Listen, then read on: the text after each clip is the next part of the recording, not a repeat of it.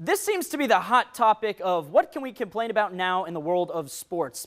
Bat flipping, this vile, horrific act, is picking up steam as a controversial issue over the last few years. If you're unfamiliar, a pitcher throws a ball, the hitter hits the ball a long way, and then celebrates by essentially dropping the mic. Why is this controversial? Because apparently we're more sensitive than we thought. A lot of this flowing on the internet. The road we are headed down is encouraging fist pumping and acting like a fool. Who wants to see people celebrating in the third inning? Who in the world would want to see that?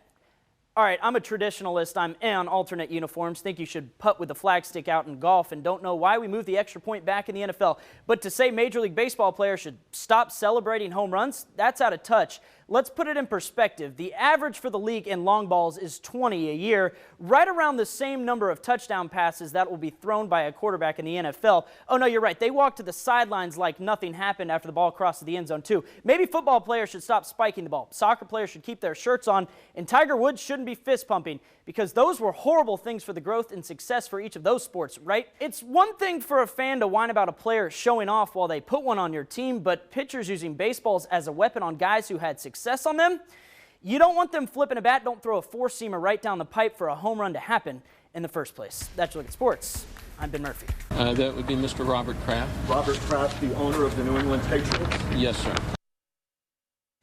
Y'all need to download our app. It's quick, it's great. I woke up to it this morning, a little alert on my phone in a daze. Patriots owner Robert Kraft charged in a prostitution ring. I need to see someone about these dreams I'm having. Nope, that dream was real. So what do we know about this? More than 24 have been arrested in this case. Hundreds have been charged. We're going to touch on that big number in a second. This all part of a broad investigation dealing with prostitution and human trafficking at day spas in South Florida. Robert is charged with soliciting a prostitute at one of those spas in Jupiter. The authorities investigating have video, and man, do I pray no one ever has to see that. Here is the statement from a Kraft and Patriots spokesperson. We categorically deny that Mr. Kraft engaged in any illegal activity. Because it is a judicial matter, we will not be commenting further. The NFL's like, look, it's February, we're on vacation, and you do this? Here's their statement. The NFL is aware of the ongoing law enforcement matter and will continue to monitor its developments. So the maximum sentence for these two misdemeanor charges is 60 days per charge. A warrant for Kraft is expected to be issued on Monday. Okay, you have the information. Let's move this story forward because the next part's a little alarming. Multiple reports say that Mr. Kraft may not be the biggest sports name involved in this investigation and that this scandal is just beginning to open up. It's a guessing game of who it is at this point. It's 2019. You can't trip over your shoelace in public without ending up on the internet. And you thought you could walk into an Orchids day spa in Jupiter, Florida and get away with this? Oh boy.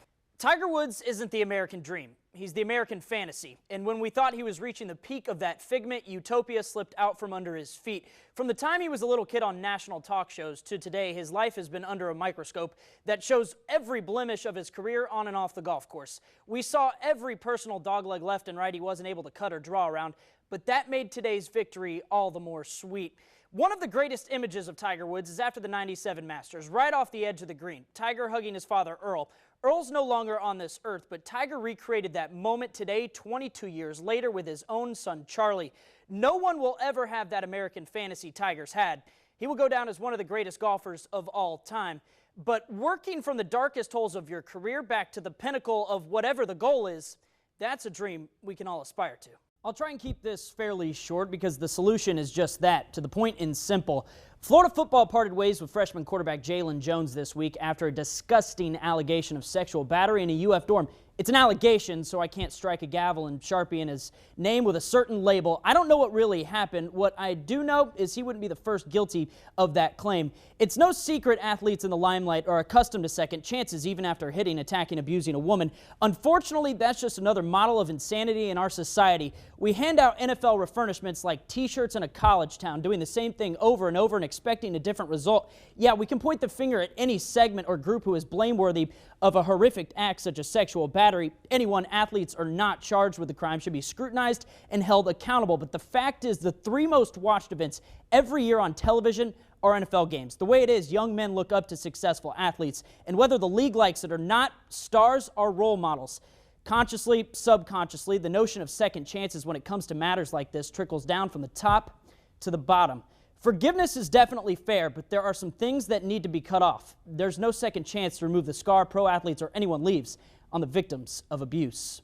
As it stands now, the Florida basketball team will not be in the NCAA tournament. Their best win is at home against Butler, who, by the way, is not ranked. Hey, plenty of good losses, though. What's been weird about this season for Florida is that the losses, they've all been predicted. No, not by you or me watching from the stands or the couch. Instead by the guy that you know is supposed to prevent said losses.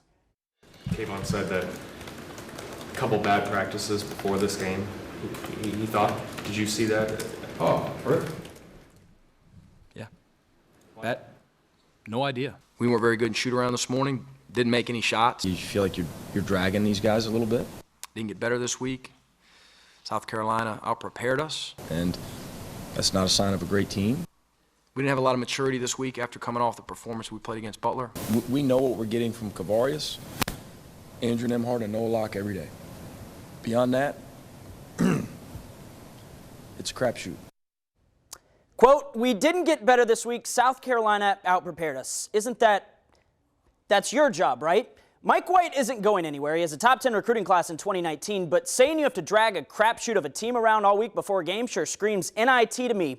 Florida gets Tennessee tomorrow. Maybe by Sunday, their best win at home won't be against Butler, who, by the way, is not ranked. We've spent the last 365 days talking about the national champs. I'm not speaking on Nick Saban in Alabama. I'm talking about a group in Orlando that claims something that they really don't have a stake in. UCF, the self-named national champions, have been flaunting plastic, claiming it's gold. They got their crack at the SEC today. Let's take you to the Fiesta Bowl, where LSU was missing 9 defensive starters in this game by halftime, thanks to ejections and guys just sitting out. A 3-point game in the third quarter. Joe Burrow goes over the top to find Jamar Chase to make it a 2-score game.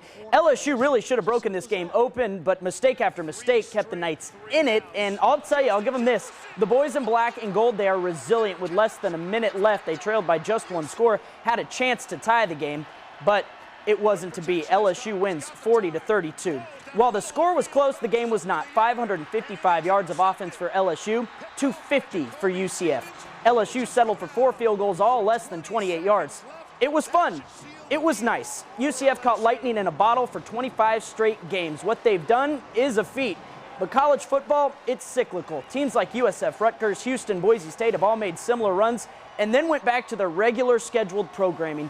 I don't know what UCF's future holds, but I know without attempting to play an ACC or SEC-like schedule and bringing in a 50th ranked recruiting class every year, it's going to be very tough for their cases to ever hold a real national championship trophy. There's a new term in college football. It starts with a T. It's not targeting. It's transfer portal. To me, I envision this magical hat like Harry Potter college athletes put their name into. Gryffindor. Can't wait. Over the past couple years, many of the biggest names in college football have entered this portal to find a better situation for their futures. Jalen Hurts, Justin Fields, Jacob Eason, to name a few. But in college athletics, in order to transfer, you have to sit out a year. This is called an academic year in residence. It's designed to allow you to become more comfortable in your new environment. Comfortable in your new environment. You mean how Manny Diaz became comfortable as Temple's head coach for all of 18 days? Or Cliff Kingsbury, who went to USC for just a month? I bring those examples up because recruits were committing their next chapter of their lives to those guys, Diaz and Kingsbury, who left without a scratch. I'm not blaming the two coaches for wanting to climb the ladder. They shouldn't be punished for that. But then why in the world are we doing just that to the athletes who don't want to be stalled in their efforts in getting to the top of that same ladder? Florida football currently has the top recruiting class in the year 2040. That's 21 years from now. This is me guessing what Tim Tebow's procreation schedule looks like. Tebow Jr. Today, Jacksonville's chosen son. Finally. It took you long enough, Timmy. He's engaged. My man could have walked into any bar, restaurant, grocery store, gas station, gotten on a knee and married anyone he wanted. But in Tim Tebow fashion, he's marrying Miss Universe 2017. All right, I'll stop now. Right after I show you the size of the ring. State champion, national champion, Heisman winner, playoff winner, baseball player. This might be his greatest accomplishment of all time.